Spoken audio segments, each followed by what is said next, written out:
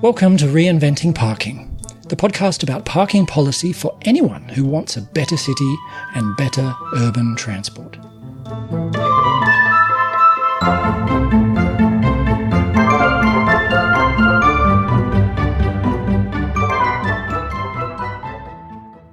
Hello again, I'm your host, Paul Barter. This episode is about the whole broad parking reform agenda that I work on, and which I try to refine and improve and share through this podcast and site, Reinventing Parking. Maybe you're part of it too. But even if you're an enthusiast about parking policy, it's not always obvious how the various reforms that are most often discussed actually fit together. Today I want to lay them out as a coherent package of policy thrusts that work well as a set with synergies between all of the elements. Now, I guess we could call this package just parking reform, but I call it adaptive parking. Even if you haven't heard of adaptive parking, various elements will probably be familiar. All of them have been featured in other Reinventing Parking episodes and articles. It's a set of directions for change that complement and reinforce each other. Adaptive parking brings together various ways that cities can do better on parking. But the goals go beyond parking. We need to also make sure that parking doesn't stand in the way of doing better in many other ways that are important to us. So today's episode is a crash course on adaptive parking.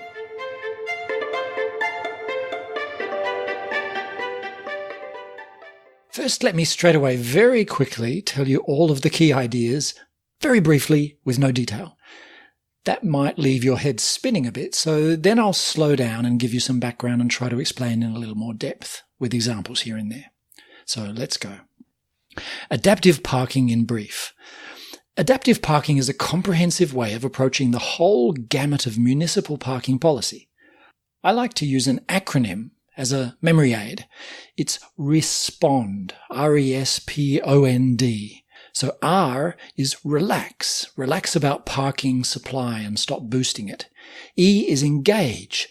Engage with key stakeholders to ease their fears and offer value. S is share. Share parking more. In fact, aim to make most of it open to the public. P is price. Price parking with rates just high enough but no higher for every place and time and in various contexts. The ON is about on-street control. On-street parking needs strong design, control, and enforcement. And D is discourage, or demand management. This is about seeking to actually limit parking supply. This can be very important, but I often put the D in brackets because it's only needed in certain contexts. It's also useful to very quickly spell out the goals of adaptive parking explicitly. So what are those goals? What are we trying to achieve with adaptive parking? Well, 1. Adaptive parking has to really succeed at diffusing parking problems, like parking spillover and parking conflict. 2. Adaptive parking aims to foster responsible, informed, active parking choice-making by all of the relevant actors. So the idea is to make parking supply, prices and demand, all of them, more responsive to each other and to changing conditions and to variations from place to place. So this is important. This is the reason for the name adaptive in adaptive parking. 3. Adaptive parking aims to reap more value from urban space for locals, for owners, and for society generally. We're reaping more value from parking space, including the possibility that it might be more valuable as something else. 4. Not only does adaptive parking need to deliver success on parking problems, which was goal 1, it should do so without creating a glut of parking, without promoting traffic growth or car dependence. So adaptive parking aims for parking success while fostering a diversity of mobility options and livable cities. Now I want to turn briefly to the shift in mindsets that is behind adaptive parking. Just like Donald Shoup's parking ideas, adaptive parking might seem baffling or even wrong-headed to anyone who thinks about parking in the old ways encouraged by conventional parking policy. The conventional approach sees on-street parking as a public good, so that it is somehow natural that it's free of charge. And it sees off-street parking as a necessary on-site service that is the duty of every building site or destination to provide. This is based on the idea that if motorists can't park on-site at their destination, it will cause negative impacts in the area, and that this is the fault of the building owners for not having enough parking.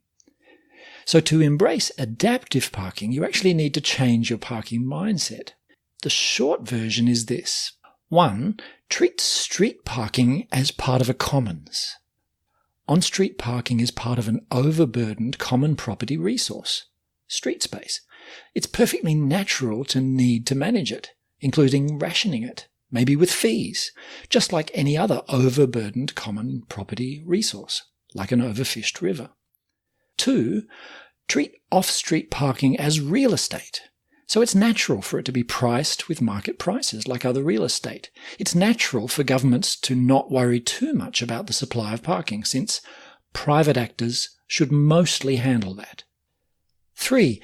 Be aware that on-street and off-street parking, they're different, but they interact with each other and are both part of each local parking market or the pool of local parking.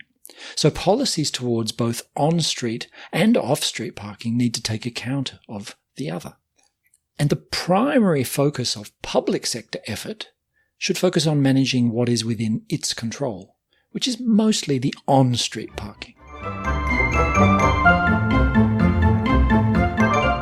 Okay, now it's time for some background on where all of this comes from.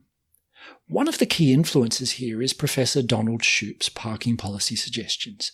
Based on his research over many decades, Professor Shoup's ideas are finally having a huge and growing influence on parking policy thinking for local governments, especially in North America. Maybe you are listening here because you are a Shoupista. If you're not familiar with Donald Shoup's parking ideas, CityLab has just published an article by him entitled "Parking Reform Will Save the City." It's an entertaining and concise introduction to Shoupista thinking on parking, and I really recommend it to you. It's a really great introduction, and it's entertaining, as everything by Donald Shoup is. But there's a slight problem for those of us outside North America. Shoup's parking work mostly addresses his context in the United States. It's not always obvious how to apply some of his thinking in other parts of the world. About 10 years ago, I took a detailed look at parking in 14 Asian cities. That's another big influence on my parking thinking, by the way. And a question I was asking in that project was, how relevant are Shoup's parking ideas in Asia? The answer varied, but I think Shoup's key parking ideas are broadly relevant to a very wide range of places. Since local details are often very different from the United States, Shoupista parking ideas need to be translated to be useful. So adaptive parking is actually an attempt to do that. Basically, it starts as an effort to try to find the logical international extensions and generalizations of Professor Donald Shoup's parking ideas. In the end, I actually also think adaptive parking might also be useful in the West, even in North America, where Donald Shoup's ideas are prominent. Before I dive into more details on each of the policy thrusts in adaptive parking, you might be wondering, how do I know? How do I know these suggestions are useful? How do I know these ways of thinking about parking are helpful? Well, I can't be totally sure, of course. I'm certainly open to modifying these suggestions in light of new evidence. But here are some reasons I'm reasonably confident and willing to stick my neck out and share these ideas. One is that Donald Shoup and a lot of other people inspired by him have been building a body of evidence that I'm building on. They've been building evidence that the conventional approach to parking is harmful, and that the alternatives that Donald Shoup proposes can work, and they increasingly are working. So to the extent that adaptive parking builds on Donald Shoup's ideas, I'm confident there. Secondly, various real places already have parking arrangements that work more or less in the ways that adaptive parking thrusts are pointing towards. The most obvious examples include city centres in many countries. Many city centres lack parking minimums. Some even have parking maximums. They tend to be park once and walk districts in which much of the parking is open to the public, and that public parking is usually priced with market prices. The on-street parking is usually tightly managed and often even has demand-responsive prices. These are all things that would be fostered by any city that was adopting the adaptive parking agenda. In fact, some inner city districts in various cities also have these features to some extent as well. A less obvious set of examples is in Japanese cities, where I found 10 years ago that many areas, not just their central areas, have parking that is remarkably adaptive. The parking works in ways similar to how adaptive parking would be pointing towards. In fact, many parts of many cities across Asia have quite a few of the same features and could easily become more adaptive in their parking with a few policy changes. So adaptive parking is pointing and pushing towards a situation that does actually work well already in many places. So that gives me some confidence. But the adaptive parking agenda is urging places that are not yet like that to give it a try, or at least move in that direction. And if adaptive parking turns out to be applicable and helpful for more places than those that already have it now, I guess that will be the test of its usefulness. So time will tell. Now it's time to give you more details about each of the practical policy thrusts of adaptive parking. As you listen, please remember this.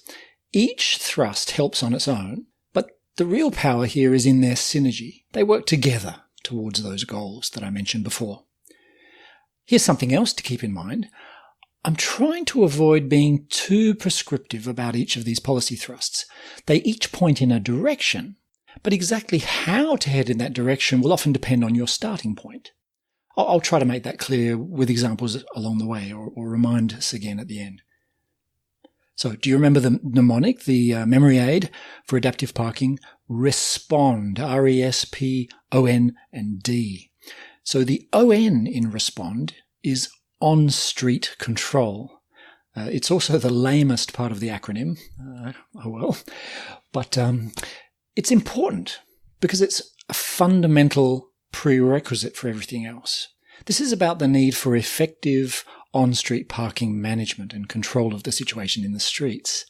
It's achieved via the basics of parking design, regulations, some institutional basics, good enough enforcement capacity.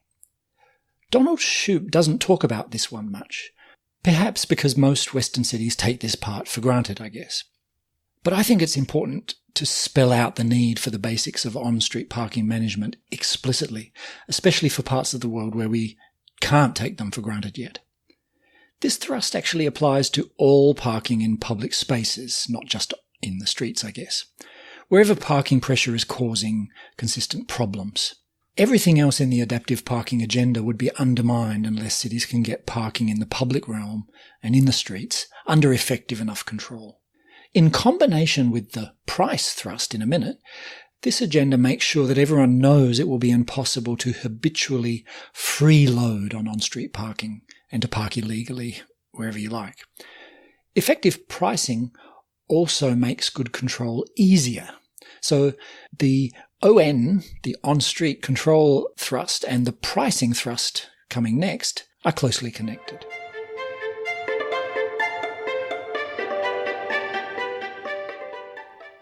So that brings me to the P in respond stands for price. The general idea is that we should price parking with rates high enough but no higher for each place and time. We should turn to pricing more often than we do as the best way to ration parking. But we only need to do that wherever and whenever parking is routinely too full or develops queues outside or has a waiting list. You don't need to price parking everywhere and anywhere. The specific rationing-related goal that seems to work best here, at least for parking fees imposed by governments, is to aim to prevent local parking saturation. By that I mean aim to set the prices so that parking is never too full. This works best if we make sure the price levels are responsive to local demand. We can adjust them depending on what's going on. By the way, you might think that covering costs is also an important goal. Well, yes, it is important to cover costs, especially for off-street parking. But that is not the goal you should use to set the price levels. Set the price levels to keep a few spaces vacant, or to avoid those waiting lists, etc. But if that price fails to cover costs, then you have a problem. It means the area has too much parking. And the response to that is not to raise prices to try to cover costs. Instead, you should close some of the parking. You've got too much. This idea of demand-based price setting for parking has been the focus of various Reinventing Parking episodes and articles. It'll be very familiar if you're a regular here.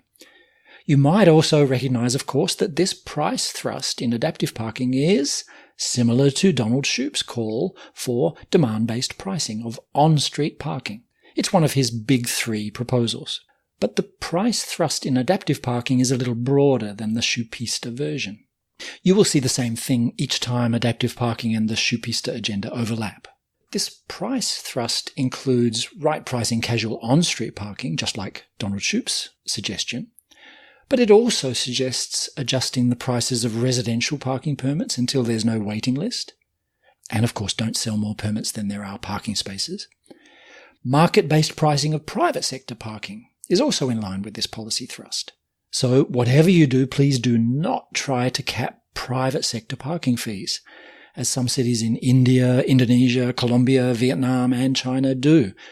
That robs the owners of a crucial parking management tool, and it politicizes a set of prices that don't ever need to be political. It also undermines the ability of the parking in each of these areas to adapt to changing conditions. It makes the parking in those areas less adaptive.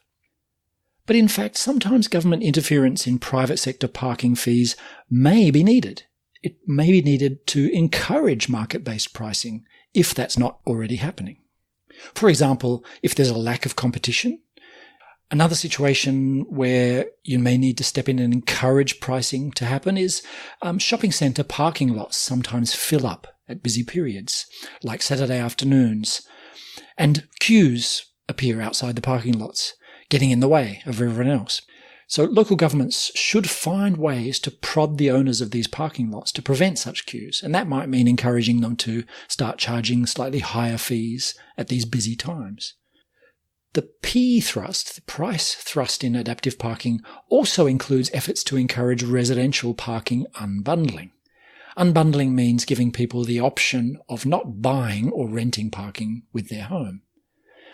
Now, this is not about covering the cost of parking. The cost was already covered. It was just hidden in the cost of the housing. Unbundling just makes the cost of parking explicit, so residents now have a choice of getting parking or not, and therefore of paying for parking or not. This is an example that this price thrust is not just about charging the right prices, it's also about charging in ways that encourage motorists to be responsive to the prices, to have the choice to save money by changing their behaviour. In fact, many actors can be responsive to the signal sent by parking prices. This includes public transport and ride sourcing or taxi services. It includes real estate development industry, who build most of the parking. For parking that is not home-based, another way to enable motorists to be more responsive to these price signals is to avoid monthly or yearly permits. For work-based parking, for example, charge by the day, so that driving less becomes a money-saving possibility. Another promising idea that Professor Donald Shoup has mentioned from time to time is to have parking fees in proportion to each vehicle size category, so that large vehicles pay appropriately for the space they take and small vehicles can pay less. So, for example, small motorcycles in Asian cities should be paying parking fees that are less than about 1/5 or so of car parking fees. So that was price.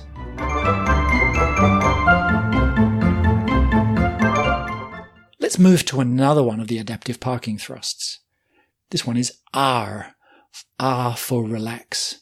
This one means please stop worrying about parking shortage. If you're going to worry about parking excess. Worry about bad design. In practical terms, this relax thrust means that authorities should refrain from promoting parking supply. Don't promote parking supply by regulation, such as parking minimums. Don't do so via subsidies or incentives. Don't do it via direct municipal investments in parking. Just don't try to get more parking. Why not? Because excessive parking is a costly and ineffective path to parking success. It has all sorts of negative side effects. I won't go into them this time. You would have read about them elsewhere on the Reinventing Parking side. Donald Shoup is very powerful on this issue, so you can find out more if you're skeptical. Please note that this relax agenda is not about forcing parking shortages. It's about just refraining from imposing an oversupply. Together with other parts of adaptive parking, this is also about enabling parking supply decisions to adapt to the local context and to changing conditions. That local context includes the local costs, prices, and alternative uses of the space. And this offers cost and space savings and affordability and livability gains. So there's a series of specific policies that fit within this relax thrust. They include stop investing in subsidised parking construction, abolish minimum parking requirements, as more and more districts and even whole cities are doing, such as Mexico City and many others, or at the very least reduce them and make them much more flexible. So for example, Japanese cities do have parking minimums. But even in the small and middle-sized Japanese cities that don't have good public transport, these minimums are still very low, and they exempt small and even medium-sized buildings. They don't do much harm. A reform in that direction would still be a victory. I would count that as a step towards adaptive parking. If you do get parking minimums abolished, don't stop there. You should also allow owners of existing parking to remove some parking space and to redeploy it to other uses if they want to. You should also start counting the parking in buildings as part of the floor area in the calculation for the purposes of zoning. This forces developers to see more of the opportunity cost of providing excessive parking. Now, maybe this relax agenda sounds scary, but you'll see as we go through it that the whole adaptive parking package helps make relaxing about parking supply less frightening. You might remember that abolishing parking minimums is also one of Donald Shoup's 3 key recommendations. So again, notice that relax in adaptive parking is along the same lines as Shoup's proposal, but again, it's a bit broader. It's about a little bit more than just parking minimums. So far, we've covered the R, the P, and the ON in respond. There's 3 more to go. The next adaptive parking policy thrust is S, which is share. This is actually the walkable parking agenda you may have heard me talking about before. It's about trying to make more of the existing parking open to the public, or at least shared by several sites. It means planning and regulating parking on the assumption that parking spaces should serve the neighbourhood, not any specific site. It tries to get completely away from the mindset that a motorists' parking belongs on-site with their destination. It means planning for park once and walk districts. It means trying to make sure every locality has a pool of parking that is open to the public and well managed and within walking distance.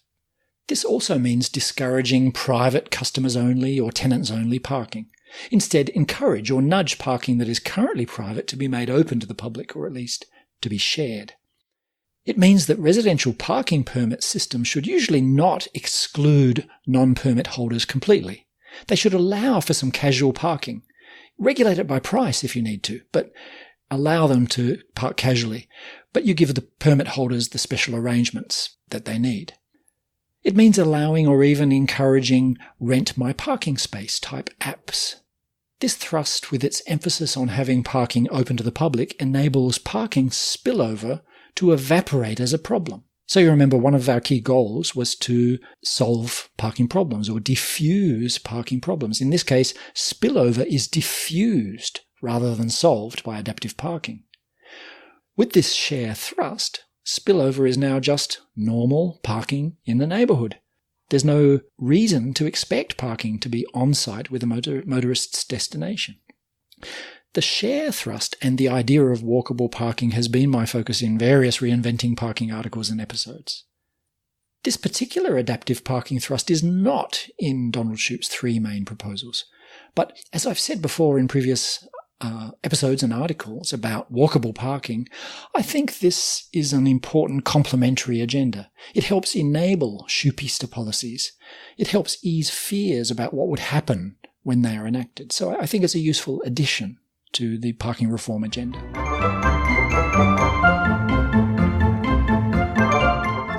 The next thrust in adaptive parking is E for engage. In particular, engage with stakeholders who feel a strong sense of ownership over local parking, even if this sense of ownership is not actually backed by the law.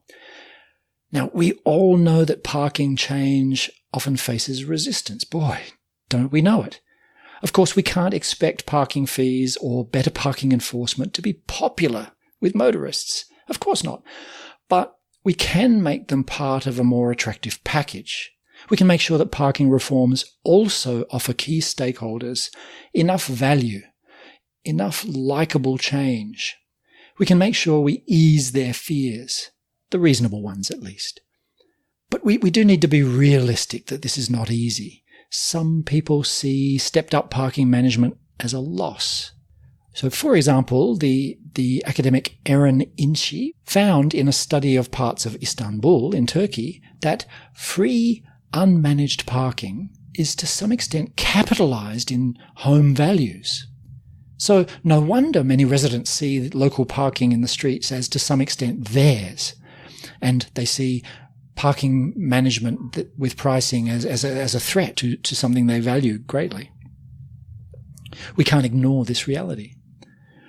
My recent episode and article on how to sweeten the deal on parking fees was actually all about this engage policy thrust in adaptive parking. One key idea is to be willing to consider sharing some or all of the value unleashed by the parking reforms so that influential stakeholders don't see unreasonable losses and get provoked into fighting to veto the changes. One way to organise this sharing of value is parking benefit districts that are another of Donald Shoup's proposals. So notice again, this adaptive parking thrust is a broader version of the relevant Donald Shoup proposal. So this engage thrust is not just about spending parking revenue locally as a political effort, as Donald Shoup suggests. It includes all efforts to help adaptive parking reforms through the political minefields, so long as those efforts are legitimate and ethical, and so long as they don't undermine the wider adaptive parking agenda. For example, engage also includes engaging to ensure enforcement is seen as fair, with priorities that are supported by local communities and stakeholders. So, for example, Chicago has been struggling with this, struggling with parking fines and how to enforce, but in ways that are not unfair or harmful to poor people or to minorities. Engage will often involve compromise. It's sometimes necessary, but it is important to keep the wider context of adaptive parking firmly in mind, as I said. By all means, work hard to make reform more appealing, but make sure any compromise is still consistent with the wider adaptive parking agenda. I also think most cities could probably be much more ambitious with this engage thrust.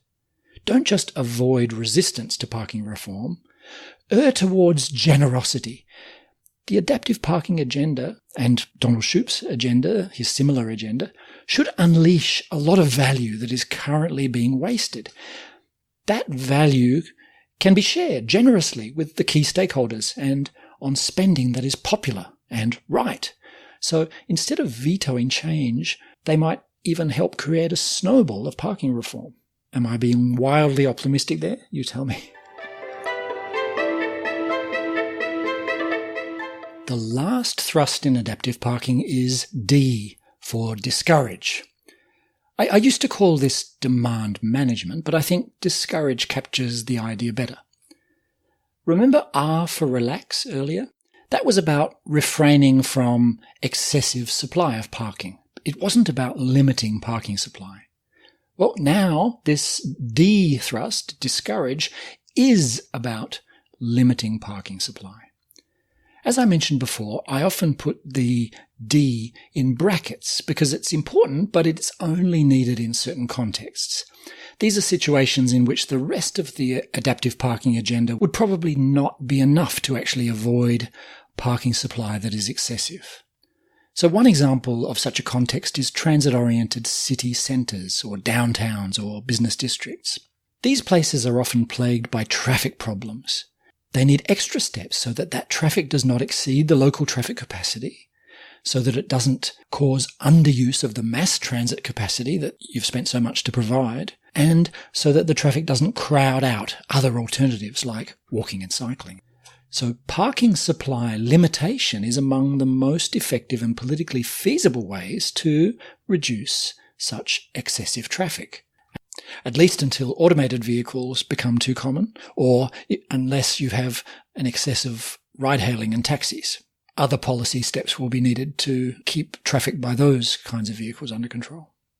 So parking supply limitation can be done by reducing city-owned parking, by taking various steps to discourage surface parking in downtowns, and via parking maximums to limit the parking provided with new buildings. For example, London's strict maximums have been quietly reducing car trips to central London for many decades, and many cities around the world have followed its example, mostly without any significant controversy. Another dynamic that probably justifies actively discouraging parking supply is the case of large retailers and large retail centres. Donald Shoup actually devoted a chapter of his famous book to this issue. His analysis made the case that parking for big retail often has an arms race dynamic in which each establishment feels the need to provide ample parking and to offer it free of charge or at very low prices. We've also heard in previous episodes of Reinventing Parking that large retailers sometimes feel that parking is one of their competitive advantages over other kinds of retail, for example, city centre and shopping street retail. So Donald Shoup argued that everyone, including the retailers, even if they don't know it, would be better off if we could diffuse the parking arms race. So parking maximums would help do that, even if the parking maximums don't necessarily need to be very restrictive.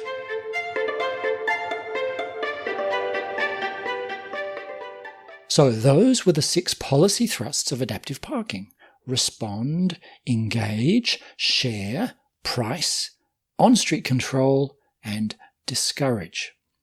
All of these adaptive parking policy thrusts work together to achieve the goals that I mentioned at the beginning, to really succeed at diffusing parking problems, such as spillover and parking conflict, to foster responsible, active parking choice making by all of the relevant actors, and making parking supply, prices and demand more responsive to each other and to change and to each local context, to reap more value from the space, and to achieve parking success, but without promoting traffic growth or car dependence. If all of this sounds too radical or ambitious, let me end with some reassurance. None of the policies here force change to proceed faster than is feasible. That's the beauty of the adaptive idea. If we can make an area have sufficiently adaptive parking, things will adjust.